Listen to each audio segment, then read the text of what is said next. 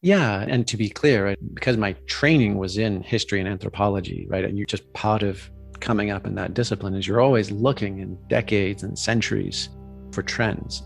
So I wrote the proposal for this book before COVID, and a lot of people after quarantine happened and the global kind of pandemic crisis, everyone's like, "Oh, you called this, you saw this coming." I said, "Well, no, I didn't, not this one," but it fits within the general category of radical change that we can expect more of. And to your point about are more people opening up, waking up, growing up right now? Yes, there And is. showing up, you say too, right? And Yeah. showing up.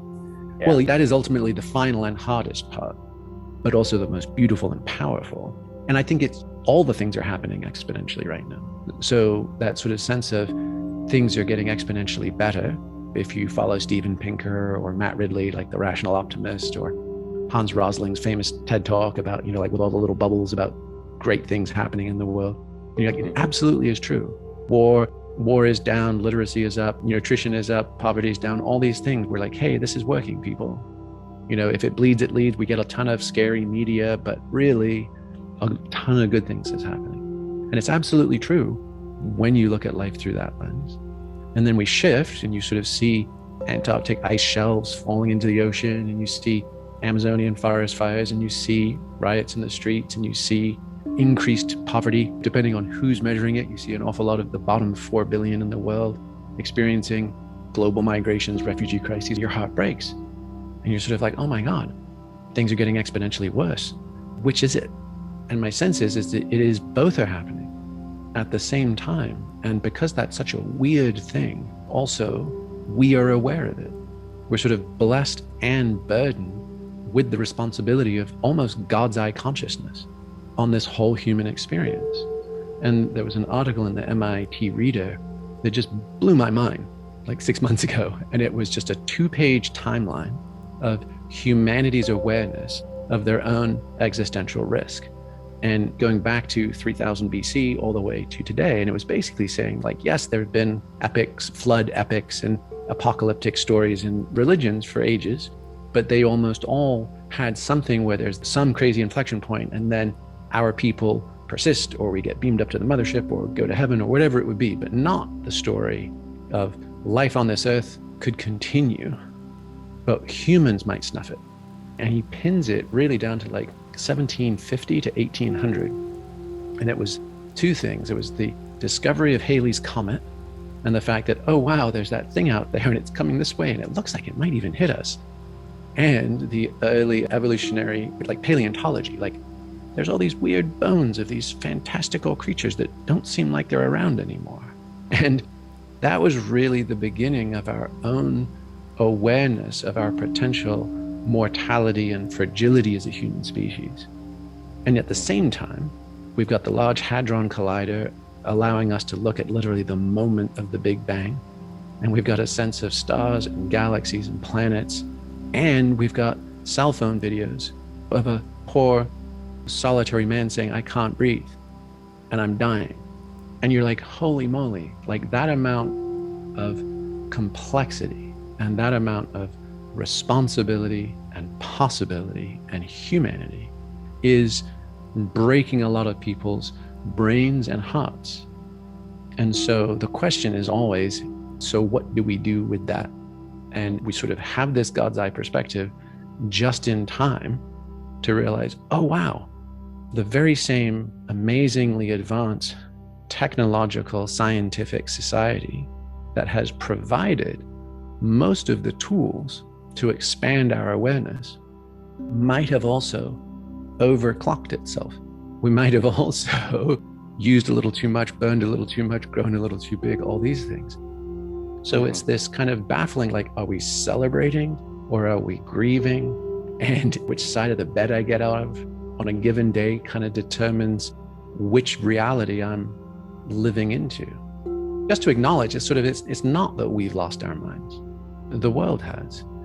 And to sort of give ourselves a lot more patience and forgiveness and a little bit of compassion that we are in utterly wild, novel, unprecedented times together. Yeah, we're living in such extreme times. There's such contrast, such polarity going on more than ever, I think. And it's amazing to see how there's such a division that's taking place. And I think one of the things that I found so attractive in the book was when you talked about the Alchemist's Cookbook, which is really the beginning way to begin to teach people that there's more to reality than we experience. And I love how you piece together William Powell's story there. And if you can just start on that journey for our audience, I think they would love to hear it, and how you kind of tie that into some techniques that are transcendent of using anything outside of us. And I thought it was really brilliant. So talk about that. Yeah. The first part of the book is effectively what I was just describing, that we're kind of in a meaning crisis, that organized religion, which is what used to be a really strong source of identity and explanations of the way the world works, the life, the universe, and everything works. And then meaning 2.0, sort of the modern, secular, liberal, democratic, free market, civil rights, civil society kind of world. That both of those have kind of been collapsing, and we find less people are finding comfort and direction from them. And organized religion, like 1.0, offered salvation at the cost of inclusion. Like if you believed you were saved, but if you didn't, you weren't, you were damned or exiled or something else. So it was harsh, but it was fair, right, to the people who opted in. And then modern liberalism, you think of the French Enlightenment and the Great American Experiment, the foundations of democracy, all that good stuff, said, whoa, wars of religion, all that strife, we're going to separate church and state. So we're not going to offer salvation, we're going to offer inclusion, the promise that everybody can play.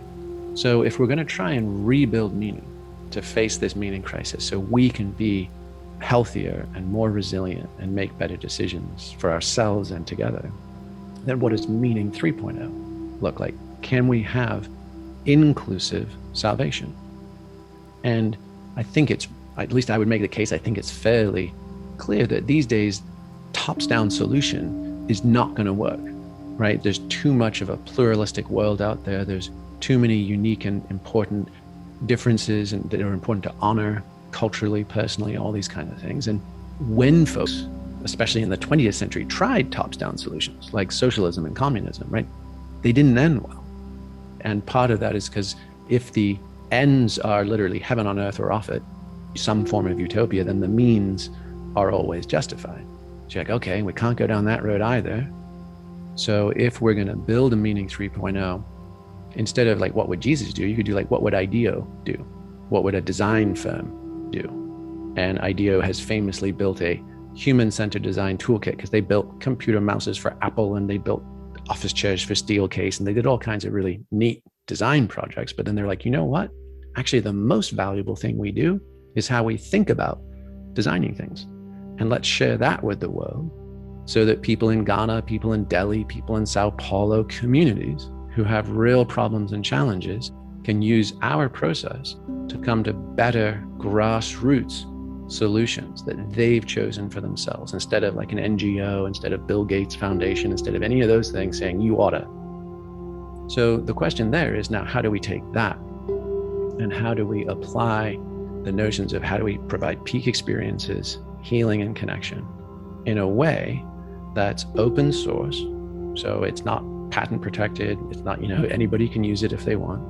It's scalable, right? So if it's fancy, that's 4 billion, 6 billion, it's a whole bunch of people that would never have access to it or could afford it. And it's anti-fragile, meaning it's going to work when things get harder, it's not just going to crack.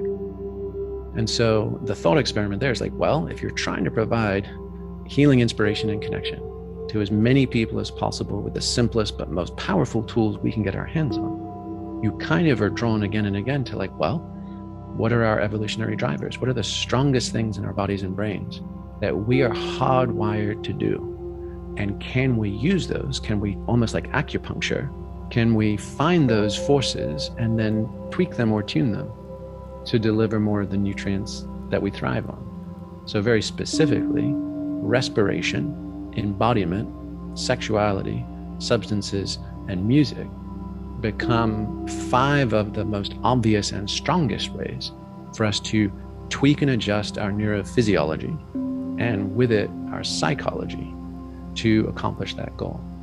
So that's kind of the setup. And I'm happy to go anywhere you're interested in, Joe, unpacking any of that.